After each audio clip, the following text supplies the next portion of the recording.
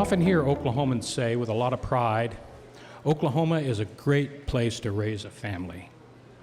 And while that statement can evoke a lot of different meanings, unquestionably it refers to raising children, the quality of life for children in our state.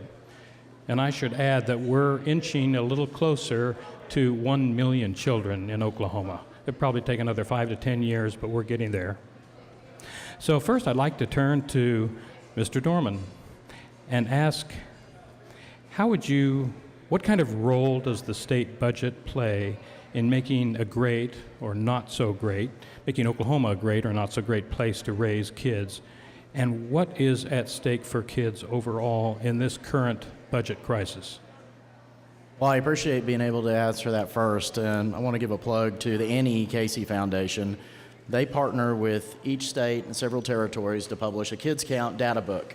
OICA, the Oklahoma Institute for Child Advocacy, is proud to be the partner in Oklahoma that collects the data and works with them on providing this. Oklahoma is currently ranked 37th in the nation for child welfare issues, looking at 16 points and parameters that they've established. Since 2010, we've moved up from 44th. So we have made significant gains through investment and work with partners like DHS, the Office of Juvenile Affairs, and public-private partnerships like the Oklahoma Institute for Child Advocacy and the many nonprofits that work to provide better opportunities for kids.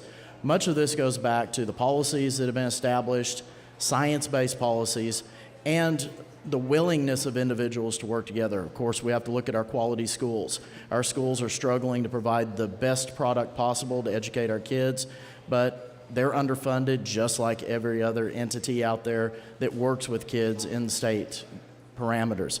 We've got to do a better job with the budget. We have to make sure that the gains that we've made are continuing to move forward. Any rollback could have dire consequences for the good that we've accomplished in the last few years. So how would you grade Oklahoma overall in terms of being supportive of children, A through F? What would you give it? Well, Casey says we're 37th out of 53, so I think we have a lot of room to improve. And a lot of this doesn't fall within the issues of what we see currently with the legislature. It's a long-term problem. It's a generational problem. We have a lot of work to do to correct behaviors that have been learned by parents from their parents that are now passed on to their children. Until we can make inroads there, we're truly not going to move into that category where I would even give us a B. We have a lot of work to do. At best, I would give us a C as far as where we rank now, but I give us an E for effort for the work that has been made possible. They don't put E's on report cards anymore, so.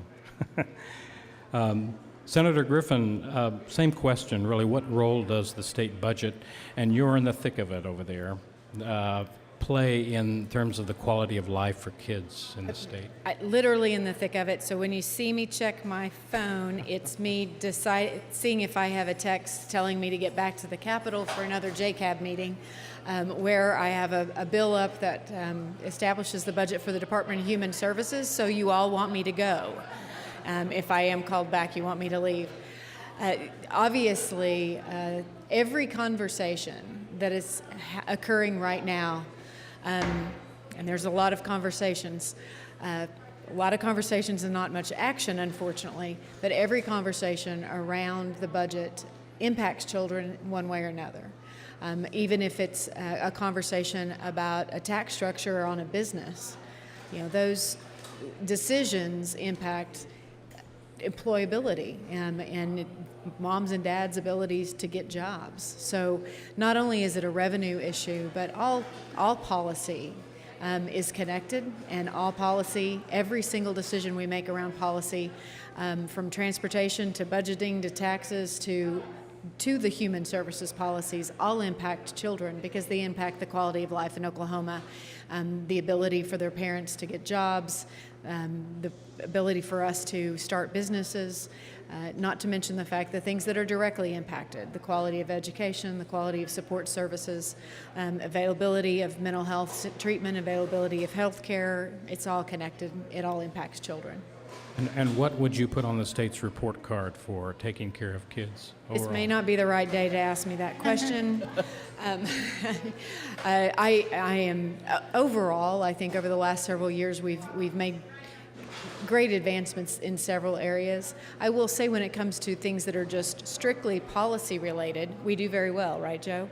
I don't have any issues whenever I'm passing a DHS reform bill and working on Title X. Most of those things happen really quickly and without a lot of contention. But when it comes to the budget, we have a structural revenue problem and we must fix it.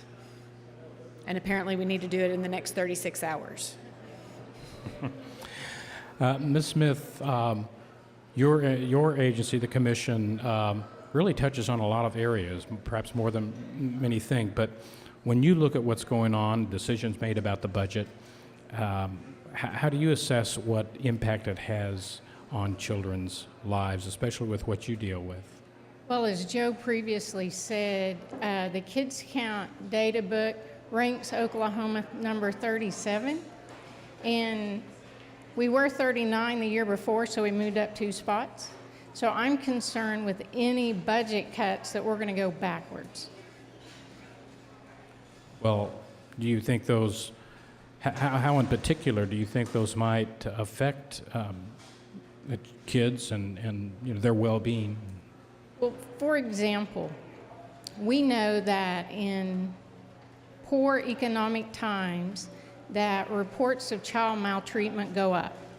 So if you're looking to reduce public welfare policies such as TANF, food stamps, those are considered safety nets for children.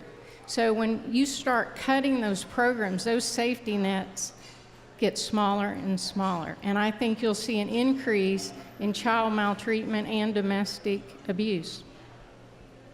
I'd like to, and several of you have mentioned this, a lot of issues discussed in the state and in the legislative chambers seem to be viewed through the lens of how they affect adults. I mean, naturally, everyone's talking about themselves, right? But I'd like to offer up some of the issues and ask you what the implications are for kids. So I'll start with Mr. Dorman. This is a federal issue as well, but Medicaid expansion or contraction. A lot of the discussion has to do with single adults, and let's cut them off the plan and get them to work. But so how would kids be affected if we were to make some of these cutbacks that they're talking about at the state level or especially at the federal level? Well, it's amazing how that discussion has changed through the years. In fact, I'll turn it back to you. Do you know who the last governor was who implemented Medicaid expansion in Oklahoma? If you don't, it was Governor Frank Keating, who I would not say is a liberal. That was viewed as a way to boost rural economics, provide better health care, and provide opportunities to keep hospitals open, make sure people have access to quality health care, and provide that safety net to allow businesses to be able to grow without fear of their workers falling into injury and not being able to get the proper treatment. This has become a demonized issue in the last several years because of the previous president, President Obama, and it's carried through with this administration. Medicaid expansion would have significantly boosted the opportunities in our state to grow and recruit businesses. And instead, we've turned our back on that, and it's unfortunate, and it hurts not only the children of our state, but every single Oklahoman living in a place where they don't have quality access to a doctor, a nurse, or some medical provider. But aren't children already covered under Medicaid? There's no proposal to cut that coverage, is there? Actually, there are about 7% of the children in Oklahoma, according to the Kids Count data, that fall into an area where they do not have coverage. They fall in that donut hole where individuals can't receive the health care because it's not provided to them by their parents. They just simply can't afford it. I wish it was a perfect world. I wish every child did have access to health care. We've got to make sure that these cuts don't happen at the federal level. I'm very nervous about that, what we might see with a federal budget, and I certainly wish our legislature would find a way to take action on that, come up with a compromise plan where we could take some of those federal dollars and provide opportunities for Oklahomans. But we have 36 hours left, like the senator said. It's not looking like it's going to happen this year, but if those programs are continued at the federal level, if Congress can't move on some of these repeal bills. I hope that we'll find a way to bring in some of those dollars and provide those opportunities for Oklahomans. Ms. Smith, criminal justice reform. Yes. A lot of talk about too many adults in prison. We need to empty, we need to reduce overcrowding. We need to improve the facilities. How are children affected? Oh, children are affected significantly when their parents are incarcerated. We've studied this issue since 2004 at the commission with Dr. Susan Sharp from OU, and these children suffer from depression. That's a big issue for them when they're separated from the parent. They have issues with guardians. You'll see them getting in trouble with the Office of Juvenile Affairs. There's multiple, and then the financial piece is huge for these kids because only 9% of these children who have a parent incarcerated are in the custody of the Department of Human Services or in foster care.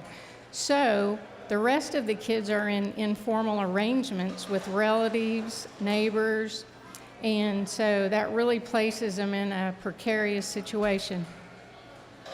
And Senator Griffin, I'll throw one at you. How about, that might seem to be a direct connection, but who knows? Teacher pay raises. That's on the table still, I understand, but how would children be affected if their teachers got a $1,000 pay raise? Is it really going to make much of a difference? And why is it important for kids? Well, I would actually change that to just adequate funding for common education is the priority. There's a little bit of a disconnect between the desires of the House of Representatives that have focused a lot on that $1,000 teacher pay raise. I generally share the beliefs of my caucus that it's more important for us to adequately fund the classroom, and if we'll do that, we will see a natural increase in teacher salaries. Teacher salaries in Oklahoma vary greatly from one district to another. There's a kind of a misunderstanding that all teachers in the state of Oklahoma make the same amount of money. That simply isn't the case. It depends on what district you work in and the challenges of that district. We have to address the inequity in education funding that we have established by some of our funding mechanisms, have legislation that attempts to address that, that's going through the process this year with one of the designated sources of education funding. But of course, quality educational instruction requires us to have well-compensated professionals in the classroom. And as a former classroom teacher, I spent 8 years in the classroom myself, that is not necessarily something we find in every district across the state, although it is available in some areas. And let me follow up with you. You've introduced legislation, been involved in efforts to improve substance abuse treatment, and with some focus on the prescription opioid epidemic. How are kids affected by that? Oh, goodness. I remember a conversation when I was a nonprofit agency director that I had with the previous Department of Human Services director. And I said, Howard, it seems to me that just about every kid in custody is there because of substance abuse. Now, it may not be direct, but indirectly, the use of substances and the need to self-medicate and untreated mental health issues within families contributes to almost all of our children that are in unstable and unhealthy families. The access to substance abuse treatment that has a high efficacy, that works, and is available locally makes a huge difference in all families, and really it impacts every aspect of our lives because these folks have a hard time staying employed, which impacts their financial stability, which certainly impacts children, not to mention the fact that many people under the influence make decisions regarding their behavior that they wouldn't if they were sober or not high. Or not stressed out because they didn't have access to the medication that they're choosing to use for themselves, and not under the direction of physicians. So again, I repeat, everything's connected. And substance abuse issues, if we have a challenge in the state that if we were to truly apply as much resource as possible to it, we could move the ball on a lot of other areas, and particularly for children. And Mr. Dorman, a final issue. the proposal to increase the oil and gas production tax. Would that benefit children in any way? Well, any new revenue stream would certainly help children, and that's one of the points that I've been most disappointed with in watching the actions at the Capitol. There have not been negotiations in good faith. If I had been governor, let's just say a hypothetical, what would I have liked to have seen? I would have liked to have seen the leadership sit down, discuss these issues early on, and try and reach an agreement. I certainly would have liked to have seen the appropriations chairs more involved in the negotiations, which I think was a problem going into the beginning of this week.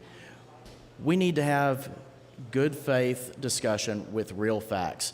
Too many people have thrown out statistical analysis that benefits their argument, but we need to look at the problem. We have a systemic problem with our budget right now. We need real reforms. Many advocates have been out there asking for long-term solutions to look at what is the problem with the budget. Why can't we avoid a shortfall year after year? We've seen 4 straight years of shortfalls. We know what the problems have been as far as leading up to that, but we have to have the courage from the legislative branch to pass bills that will fix those problems, and we need the governor to sign those into law. I worry about some of the things that we're seeing going through the process right now. I worry some of these bills may not hold up to constitutional scrutiny. I still fear that we will see a special session if the courts strike down these bills. We need our legislators to do a better job. There are a lot of good legislators out there that want to see this. I would say 90% of the legislature, including the senator to my right, want to see real solutions. But we just have not seen some of the people who have the ability to make that change have the willingness to sit down and bring those issues up, put them on the board, and let people vote on it. But isn't the argument from oil and gas industry is that the fundamental argument is that the one thing that will benefit Oklahomans most of all, and by extension benefit children, is a stronger economy. Absolutely. You can't build new jobs by appropriating money, can't you? You can build some, but in the long run, that's not why we have a celebrated downtown Oklahoma City, although we've had public investment. So what's your answer to that? Shouldn't we keep the taxes low and grow the economy, and that benefits kids more than...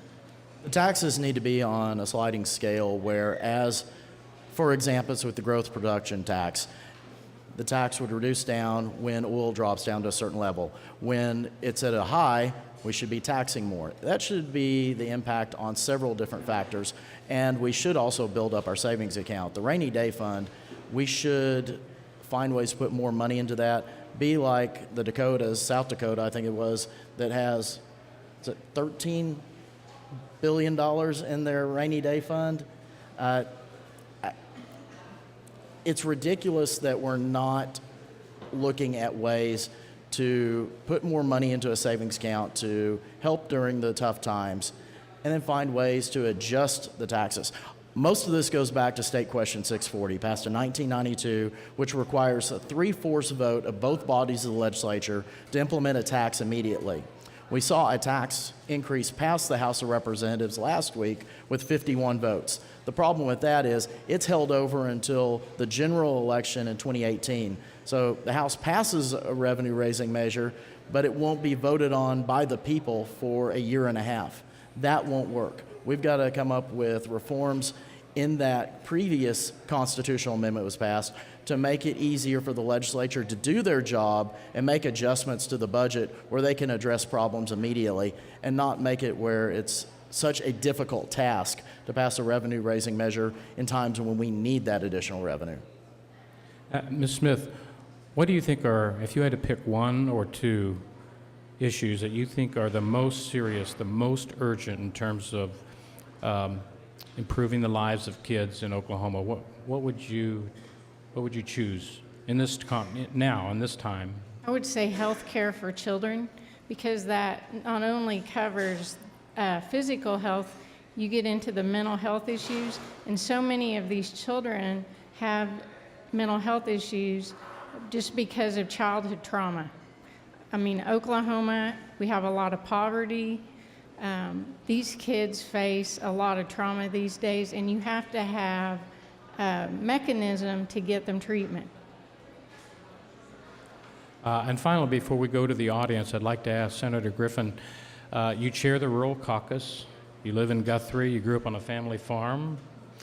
So is there any are there unique challenges for kids who live in rural areas of the state?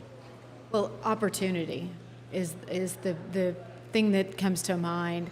Opportunities for the high quality education that they need. Although we have a lot of very small rural schools that perform very well and provide significant opportunities for their children.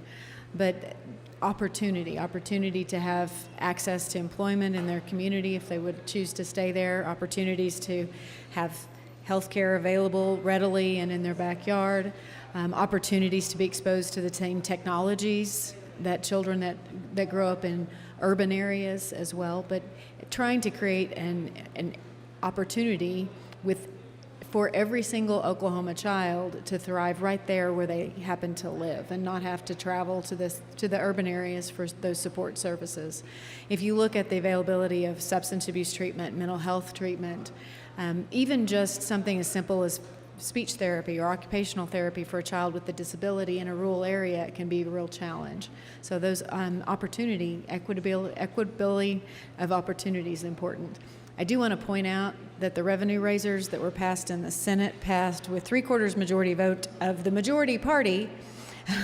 So we did our part, and it's been very frustrating, very frustrating to say the least. I'd like to open it up to questions from the audience. Just raise your hand, and Evie Holzer or our other microphone holder will. There's one question back here. Okay, hi. I'm Cindy Allen, and I work for Parent Promise, which is an organization that works to prevent the neglect and abuse of children through parent education and support. My question is, what's your opinion of the investment in programs like Parent Promise and in-home visitation up front before a child is abused or neglected versus the cost and the impact on the back end after a child has been neglected or abused? Ms. Smith, you want to take that? Sure. I don't think this state is proactive. We're reactive here. So we could save tons of money by putting it on the front end. It's just difficult to convince policymakers that needs to be done. But I totally agree. That's where everything should be going. And with the criminal justice reforms, hopefully that will set the stage. Have you had conversations with legislators about that very question? You know, the prevention in the long run will save money.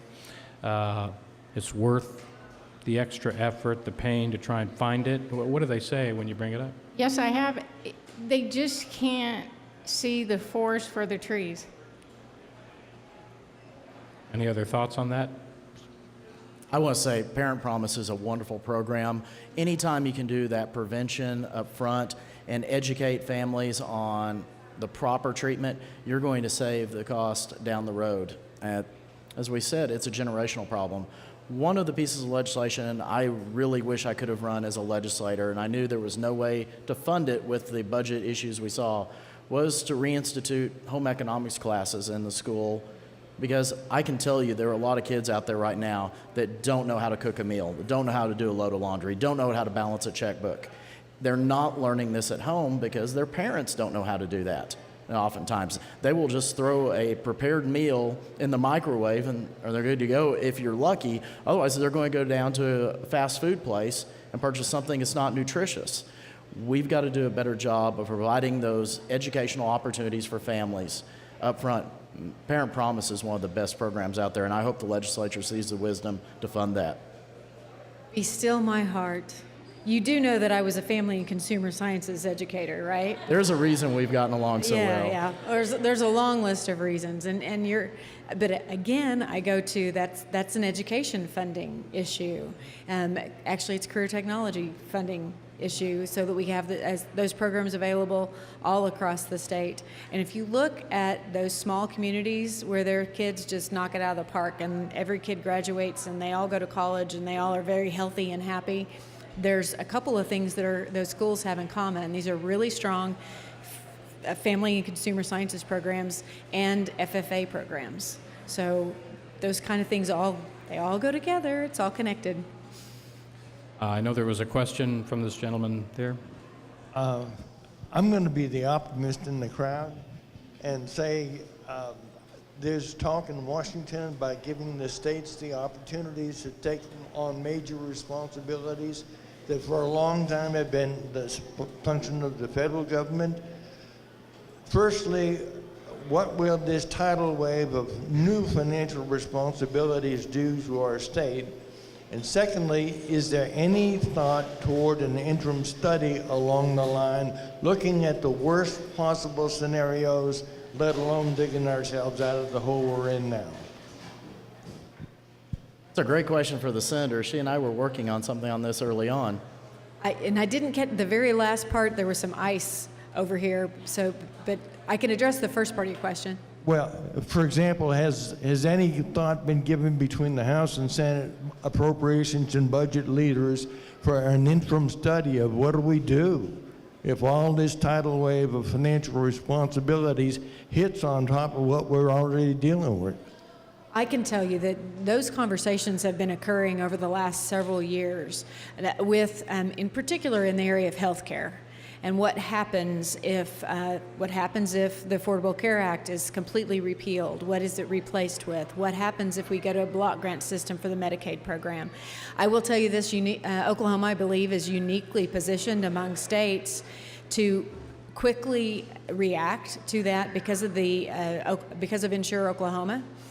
We could very seamlessly develop a fantastic system of healthcare delivery across. For all populations and address the expansion issue that we have and maintain the coverage that we have, the expanded coverage that we have for children. It's important, you all need to know, we just passed today a readdressment of the high-risk pool, which is something that we had here in Oklahoma, and then we, with the passage of the Affordable Care Act, let it lapse. We're bringing the high-risk pool back in the state in order to try to keep premiums down for those of us that are paying for our own health insurance. But because of Insure Oklahoma, we're uniquely positioned to very quickly implement a state-sponsored system that allows a private market insurance product to be available for all Oklahomans. And that's something I find exciting. The two things that we are going to have to address and make sure that we look at is if we are funded on a per-person basis from the federal government, we've got to make sure our federal delegation are looking out for us, and the fact that we did not expand coverage, making sure that we are not penalized for that failure to expand Medicaid a few years ago, so that we receive an equitable amount of the federal funds. But it's something that could be really exciting as an opportunity. Worst case scenarios could also occur, and we're on hold right now to make sure that CHIP is fully authorized and that SHOP payments are kept in place so that we can stabilize our system that we have currently. So rest assured, it's something we talk about on a frequent basis, whether we're in session or not. I'll say OICA reached out to Senator Griffin early on before the bill filing period and asked her to work with us to look at ways to bring in more of the block grants. We anticipate the federal government is going to shift more of those dollars to grants to the states and expect the states to run those programs. So we've looked at things such as the cliff issue, where when you hit your benefits, what will happen to an individual? Would they choose to stay on benefits rather than go out and get a job that wouldn't earn as much? So look at some creative solutions to try and get people back into the workforce, but not penalize them through what we have in the current system. And so we have several of our legislators that are willing to look at opportunities like that. We're hoping to be ahead of the game of what the federal government will pass and be prepared to address the needs of our citizens here in Oklahoma. We have a question here to the right. Thank you guys for being here. My name is Walter Lewis. I'm a taxpayer, property owner here in Oklahoma City. I don't know if anyone on the panel identifies themselves as one of our more conservative leaders in the state. I would always hope that they would be here. My question was, what is the intellectually salient argument that our more conservative leaders have toward opposition to the initiatives that you guys are talking about? It's a little sometimes confusing. Mr. Dorman, you used a word like courage. What is it exactly that they need to be courageous in standing up to that they're not standing up to that's getting in the way of some of these things that you guys think will be helpful to the state and to the children in the state? Since you've mentioned my name, I'll go ahead and speak first. The individuals out there all believe that they're doing the right thing for the most part. I think there may be one or two that don't have the best of intentions, but I think all in all, individuals really believe the votes that they cast fall in line with their political views, and that that's what's best for the individuals they represent or the state as a whole. That's just been the basis of our government from day one, with people with different ideologies looking at the path to the best result. We all take different paths to hopefully get to that end result, which is a good thing. There are a lot of Oklahomans out there suffering. We have a lot of individuals that live in their own bubble at the Capitol, in each neighborhood, wherever they might be. They don't realize how many people are suffering out there, whether it's lack of access to quality health care, lack of access to nutritious food if they live in a food desert. We have different individuals that are working on different policies to try and get solutions, but it's getting people to sit down at the table, and the word that we don't hear enough is compromise. Somehow compromise has become a dirty word in our society.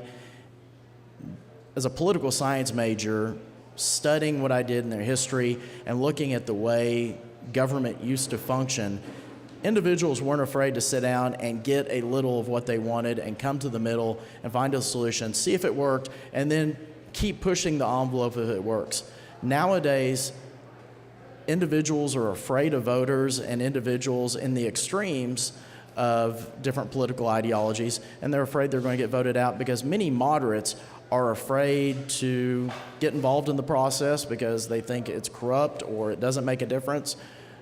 Many voters just simply don't go to the polls because they don't think it's going to make a difference. And that's hurt our system more than anything else. When we don't have the moderates and the people in the middle casting their votes to elect good elected officials, we get the government we have. Fortunately, we have some good ones like Senator Griffin. We have a lot of good individuals who are willing to sit down and find solutions. But until we get more of them out there, we're going to have problems. We saw last week where 22 members of one caucus proposed changes to fix a budget, where one of those was to save $82,000, or was it? It was to investigate 82,000 children in Oklahoma because they were ESL children, and the way we were going to save money in the state was to deport them. That's unconscionable. Senator Griffin, you have any thoughts on this question? Surprisingly, that wasn't the worst idea that someone had last week. You didn't hear about some of the rest of them. What I want to say as someone who I'm an unabashed, moderate, center-right kind of girl. I'm probably a lot more like Joe than anyone would want me to admit publicly, including myself. I'm surprised you said that on record. Yeah, including myself. Well, it's also important to remember that the role of the legislator is we are to be representative of our districts, and we're as diverse as Oklahoma. And if you don't think there's a difference between Midtown Oklahoma City and Broken Bow, then you've not been to Broken Bow. And so everyone also represents their constituency. And it is our role as statesmen and stateswomen to get out of that and to not just address the needs of our immediate constituency, but also to try to look at things from all sides. It's real easy. I know you guys have your Facebook groups, and you have your friends, and you have your friends at work, and you're probably surrounded by fairly homogeneous groups of people. So everything makes perfect sense whenever you're talking to your neighbors. Our role is to get out of those bubbles and to try to listen to everybody and to find the area of compromise. I think probably one of the most frustrating things I have ever witnessed is the argument around gross production tax, and where we were unable to get the majority of the House of Representatives to agree on a number, even though there were multiple numbers that were thrown out. And so the result was nothing happened. That's whenever we're dangerous, as when we are not willing to come together. And everyone, the other thing is, everyone needs to want there to be a solution. And if one person involved actually doesn't want to find a solution because it's more politically beneficial to not have a solution, there's no reason to even start the conversation. There's an awful lot of politics in politics, I have discovered in my 5 years in this arena. Politics that you don't deal with in the office or even in church. And we know there's a lot of politics in both of those two locations. So sometimes it can be a little challenging and frustrating, and I wonder why in the world I have dedicated the last 5 years to some of it. I'd like to jump in and ask Ms. Smith, your agency took somewhat of a cut last year. You could be facing another one, who knows? So what will happen if you take a 5% cut, a 10%? What are we looking at? What's top of your list? Well, we just submitted a voluntary buyout request today to the Office of Management Enterprise Services.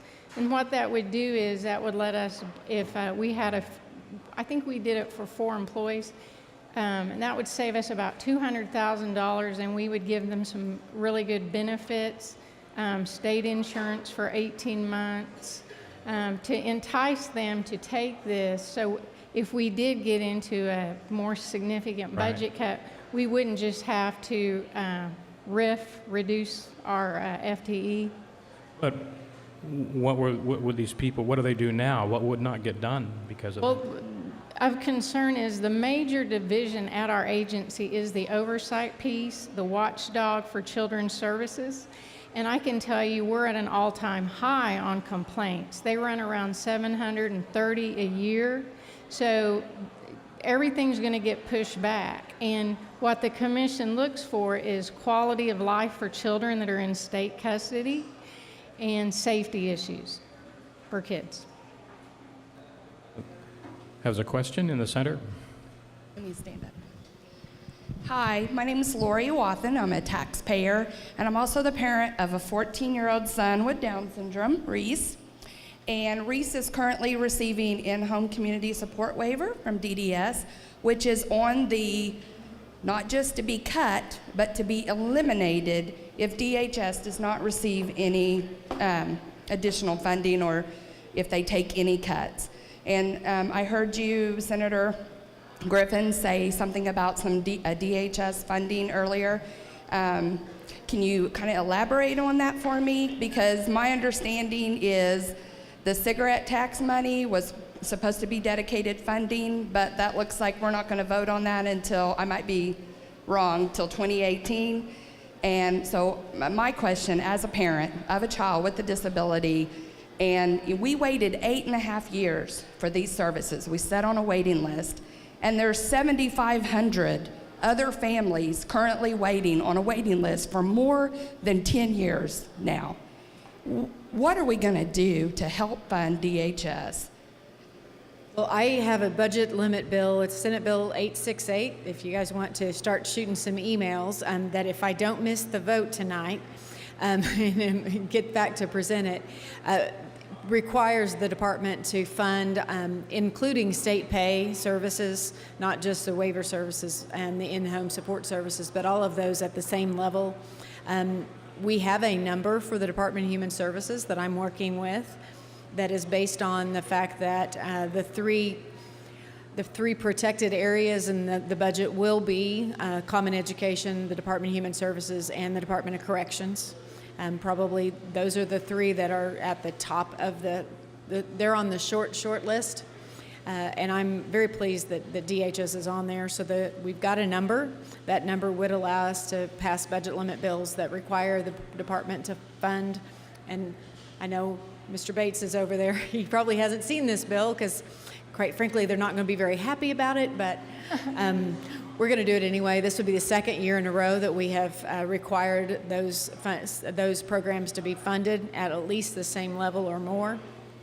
This bill actually goes a little further than last year, and it also directs some of the cuts to a couple of the programs that have less direct impact on the quality of life for the recipients of the service. Lori, I want to thank you. You've been a part of the solution. You've been one of those individuals who's been active in communicating with the legislators. I first became familiar with you when I was in the legislature, and so I appreciate you taking the time to reach out. We need more citizens like that who are engaged, that will share their stories and put that face to the issue. When legislators actually can put a face to a situation, it's much easier for them to vote the right way and support those issues. We're going to face some tough times with a budget that doesn't meet up to the revenue shortfall. We're going to see some agencies cut. I certainly hope DHS, Child Welfare Services, DDSD list, those can receive proper funding and receive additional revenue. And as the economy does improve, those are areas where the legislature needs to look to put additional funding in place because they do make a difference. Our child welfare services workers are overworked, underpaid, and understaffed in the department, but it's the amount that's sent to them through a budget bill. The agencies have to find a way to survive. And unfortunately, many of these agencies the last 4 years have been finding a more and more difficult time finding a way to survive. I think, Tom, at our panel, you mentioned we saw, I think it was $80 million worth of cuts with DHS over the last several years. And we're looking at the significant amount of cuts we could look at this year, over $100 million of revenue that would be cut out of DHS alone. It's impossible to fund the programs that need that revenue to function. We're not only going to see people laid off, we're not going to see departments shut down, we're going to see entire agencies have to close the doors on some divisions. The legislature needs to hear the stories like what you shared so they will realize their actions have consequences. Other questions? In the back. Thanks, Sophie.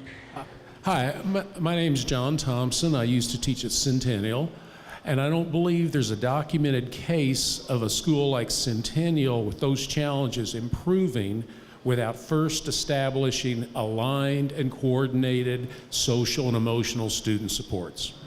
When I go to these wonderful conferences that I've been to, where I've heard you all before, I hear the complaint over and over again that our different providers are in separate silos. And so my question is, could we have an investigation, a committee or summit or something to discuss how could Oklahoma start integrating our different services, health, mental health, early ed, career tech education, study, see if we can come up with a plan for doing that, and perhaps consider the possibility that full-service community schools would be a perfect location for aligned and coordinated services. Thanks. John, in 2004, I authored the most significant changes to the performance audit system our state has seen. I worked with our current state auditor, Gary Jones, a Republican, before he was elected, to come up with some of these ideas. And in that period of time, do you know how many performance audits have been done under that piece of legislation? 0. We haven't seen the funding put in place to actually allow those audits to happen. Now, some others have happened when we looked at Department of Corrections and some other agencies. But until we get serious about sitting down with professionals that know how to look at these agencies and make suggested changes and modernize, we're not going to see those cost savings and reduce that duplication. We have to get to a point where the budgets are stable and then start looking at ways that we can upgrade the system and provide better opportunities for people. And I want to add that executive level leadership is extremely important in these areas, and executive branch leadership is extremely important. And I've worked with kids and families in the state for over 20 years, and we have probably the best collection of agency heads that I've seen. And it is amazing what can happen whenever we choose and select a director level person that's inspired and innovative. I see these things in Lisa's shop, where Lisa has a very close relationship with other agency directors, and they talk and they have conversations. We're seeing amazing things coming out of the Office of Juvenile Affairs right now, and the only thing that changed was the agency director. Director Buck is getting his people out of silos for service delivery and having them locate at, probably the best example is a partnership with Southwestern University. down in Durant, where they don't have an OJA office any longer. The office is literally on the college campus. Now, you talk about changing the dynamic for a young person that's involved in the juvenile justice system, and it was simply Steve taking the initiative to do these kinds of things. I hope that we can continue to move down that path where we start to see conversations among agencies. Even before Director Buck came to OJA, we had conversations regarding changing the way that we deliver educational services in our secure facilities across the state. It was resulted in a piece of legislation that I ran, and we now have the Oklahoma Academy, where our kids are graduating at much higher rates that are living in our secure facilities across the state. Steve has now talked to folks at the Department of Human Services about how can we expand that to our children that are in DHS custody that are living in group homes. Is there a way to change the way that we provide education services delivery? So be encouraged by the innovation of many of these agency directors. I know that we'd see more of that out of the Department of Education if we could just provide them enough money, and I'll admit that, because it's a lot easier when you're not worried about paying the bills to be creative. I'd like to ask Ms. Smith in that regard.